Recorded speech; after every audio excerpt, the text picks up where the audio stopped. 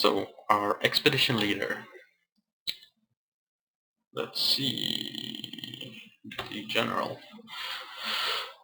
Our expedition leader is a competent furnace operator because, well, I'm starting with a make your own weapons, and furnace operating is one of the things I want done fast. Also, since I've started with the copper, I don't really have as much time in the furnace, but since he had bituminous coal, I will be making that in the furnace as well. So that's why I have this as his highest skill.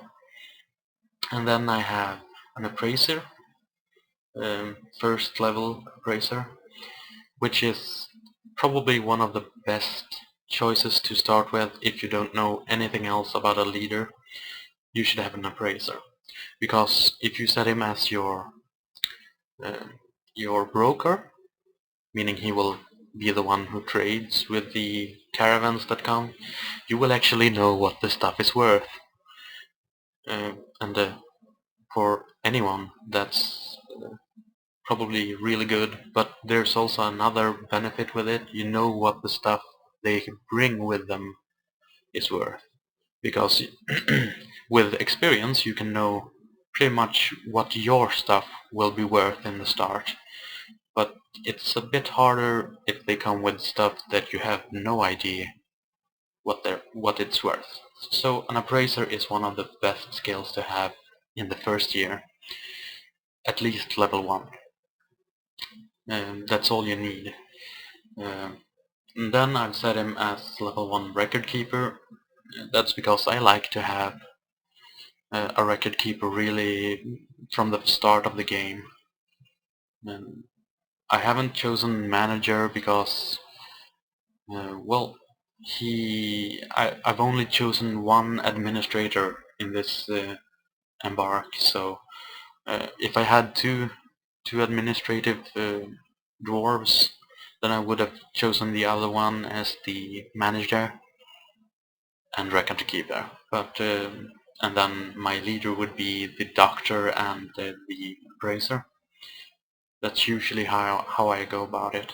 But since I only have one, I've chosen him to be the record keeper. Um, these ones down here, at least down to liar, persuader, negotiator, judge of intent, and liar are all good when trading because the other trader wants to get as much money or value for the stuff he brings, and well, the same do you. So if you have these skills in the start, it helps a little bit. They're not really necessary, but every little bit helps in the first year, because you don't have that much value in the stuff that you make in your fortress, unless you sell everything you have. But what's the point? Then you can't survive until the next year. And then I set him as leader. Leader means he will be automatically placed as the expedition leader, at least if he has the highest leader of your 7 dwarves. So let's see why I chose this one as as the expedition leader. I don't have very good dwarves this time, but she is very quick to tire, meaning she can't do shit. And she's remarkably flimsy, so she can't do shit. So why not make her my leader of everything? Yeah, that's pretty much my thought process for choosing her as that, but she has some redeeming qualities in the lower slots here. She has a very good feel for social relationships, and the good memory is nice for a record keeper, so that's also a bonus. And then she has a way with words, which is perfect for a trader. She, however, has poor empathy, poor focus, and meager kinesthetic stance. Do you say kinesthetic? Perhaps. Uh, Poor empathy is probably her worst trait as our expedition leader, but she might or might not survive during the coming years, so it's not really all that important, and perhaps with time she will overcome her poor empathy in interacting with other people, uh, other dwarves. Yes, yes. It's important to make the distinction. So, then we have our last dwarf. The farmer. The all-important farmer. A competent brewer, adequate cook, and a proficient grower. And the proficient grower is extremely important to get in the start, because the higher proficiency, the more you get out of your seeds. And a brewer is extremely important because your dwarves like to drink. It's as easy as that. They don't like water, but they do like their spirits. So a brewer is, if you had to choose between a cook and a brewer, I would say a brewer. A cook is like a bonus. So my farmer will probably be set to become a cheese maker, a milker, a butcher tanner, all those stuff during our first year, simply because I don't have anyone else until some migration waves come with more dwarves that can help with the farming and other stuff.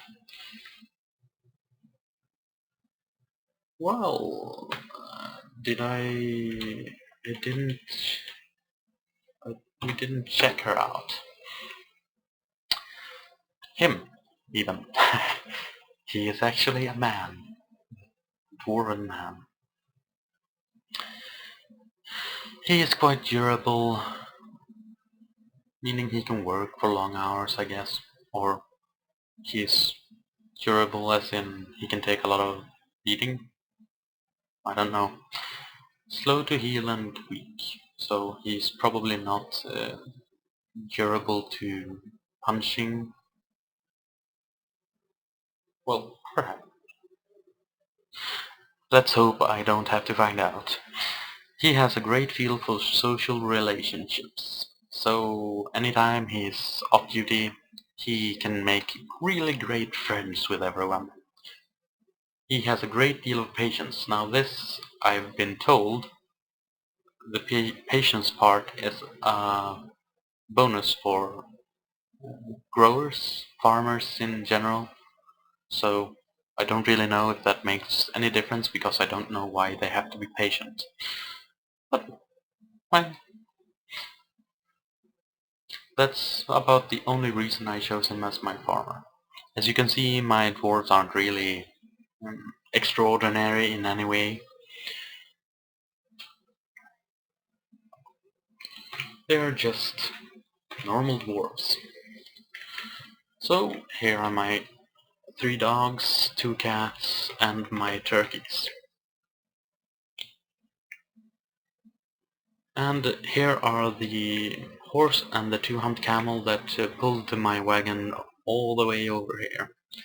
So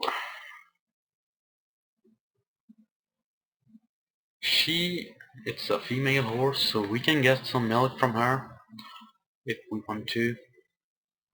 And the 2 humped camel is also a female, so we can also get some milk from her. It's really awesome. Usually you don't get that lucky. But then most people wouldn't notice because they don't milk their animals.